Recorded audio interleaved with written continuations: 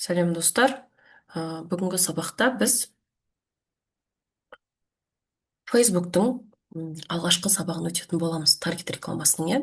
Ең алдымен осылай Фейсбугыңызға кіріп аласыздар. Фейсбук сізде қараңыз, сіз анаңыздың, әкеңіздің, күйеуіңіздің, өзіңіздің, балаңыздың фейсбугымен жұмыс жасасаңыз да, сіз оның мынандай нерсіне кірмейсіз. Яғни біз тек қана мына екі жерде ғана жұмыс жасаймыз: ADS менеджер және страница. Осы екеуі ғана таргет рекламасын жіберуге жұмыс жасайды. Қараңыз, біз инстаграмда реклама көрсетеміз, но бірақ почему-то оны фейсбукта жасаймыз, иә. Оның қызметін мына страница деген бөлім атқарады. Яғни осы страницаға кіріп, біз қазір бизнес страница деп айтамыз, оған инстаграмда және бизнес ватсапты жалғайтын боламыз. Сол себепті ғана біз фейсбукта реклама жіберген кезде, то есть фейсбукта реклама жібереміз, ол және инстаграмда көрінеді, иә.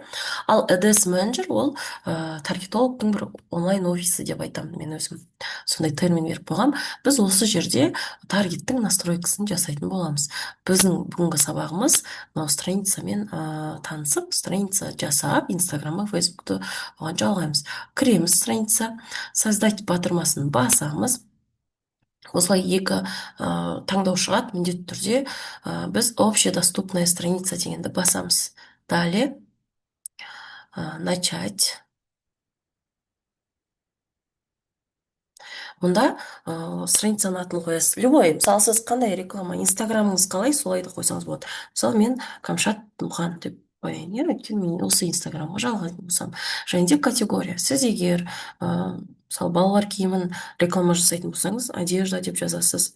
Сол кезде мына жерде мына магазин мужской одежды, детей деген нәрселер сияқты болып тұрады. Сіз бір онлайн обучение жасайтын болсаңыз, мысалы, обязательно категориясын көрсеткен дұрыс. Обучение, образование десең де образование. Қазір. Вот, осылай сияқты көрсетуге болады. Кафенің рекламасы болса, кафе, еда деп шығады, қателеспесем. Осылай минутке бар екен. Солай өзіңіздің нишаңызға сай нені жазып шығасыз қой, категорияны. Мен мына жерде маркетинг дейінші. Мен көбінесе услуга көрсетемін, агентство, вот реклама, маркетинг. Жаңа обучениеге де осыны жасасаңыздар да болады. Бұл бір қатты роль не играет, но енді фейсбуктың сұрайтын нәрсесі. Мынаның барлығын толтырмаймыз. иә, создать страницу дейміз, болды. Бұл еш жерде көрсетілмейді, бұл тек қана сіздің инстаграмыңызды жалғайды. Мына жерде не деп тұр? Камшат Мұқан мына жерде маған бір қате шығарып тұр. Давайте Камшат деп көрейін, өйткені менде алдын бұндай страница создавать етілген, кажется, содан қате шығарып тұр. Бар менде фейсбугымда деп. Мынаның барлығына тиіспейміз. Қараңыздар, мынаның бәрін толтырып, уақыт өткізбейміз. Далее деп кетеміз.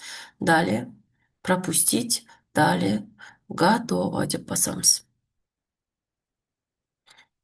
Солай бізді мына бизнес страницаның ішіне кіргізіп жіберді. Қараңыздар, қайтадан фейсбукқа бару үшін мына жерге кіріп, мынау негізгі фейсбук аккаунтыңызға осылай кіре аласыз, переключиться ете аласыз. Көрдіңіз ғой, иә? Ал бизнес страницаларға кіру үшін кейде мысалы инстаграм дұрыс жалғанбай қалады, немесе ватсап жалғау керек болып қалады ғой. Енді менде мына жақта пәленбай клиенттерімнің бизнес страницалары тұр ғой. Сол керек бизнес страницама басып кіре саламын. Сол кезде кіреді. Мысалы қазір мына Камшат деп біздің құрған страницамызда тұрмыз. Бұл жерде де қараңыз, мына нәрсенің бәріне кіріп мен ашпаймыз. Профессиональный панель. Назначите, начать дегенді баспаймыз. Вот, мына жердегі біздің ең негізгі жұмысымыз осы. Қараңыз, связанные аккаунты дегенге кіреміз. Окей. Инстаграмға кіріп осы жерде жалғаймыз. Подключить аккаунт. Мұнда кіреміз.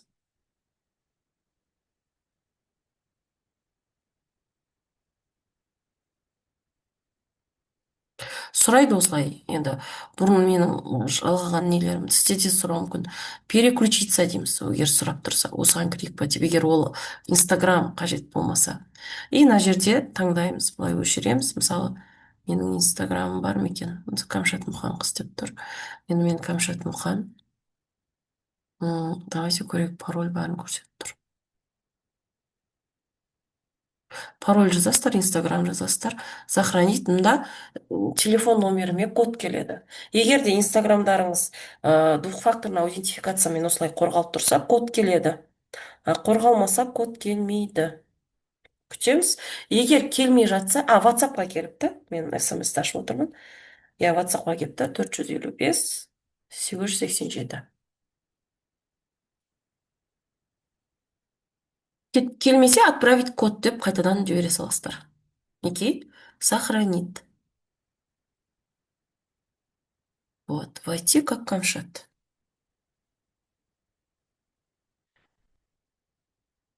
Продолжить.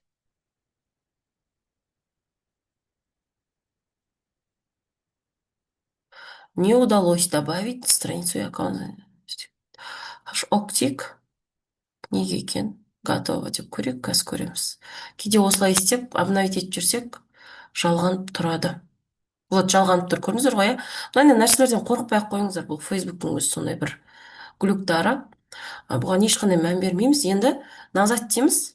Енді қараңыз, подключено, Инстаграм подключить етілді. Енді мен реклама жіберетін WhatsApp-ымды қосуым керек. Осы жерде есте болатын нәрсе, міндетті түрде бизнес WhatsApp болу керек рекламаға жалған үшін. Мына жерде жалғай береді, бірақ қыз ертең реклама жалғайтын кезде, реклама жасайтын кезде, сіздің WhatsApp-ыңызға жалғамай қояды. Мысалы, бизнес WhatsApp-ыңызға реклама жіберілмей қояды. Қате деп шығарып тұрады.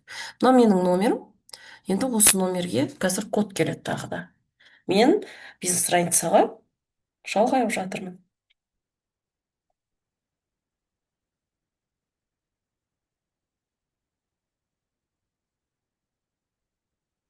Так, подтверждение. Мені сразу жалғап тастады. Өйткені енді алдында жалғаған соң.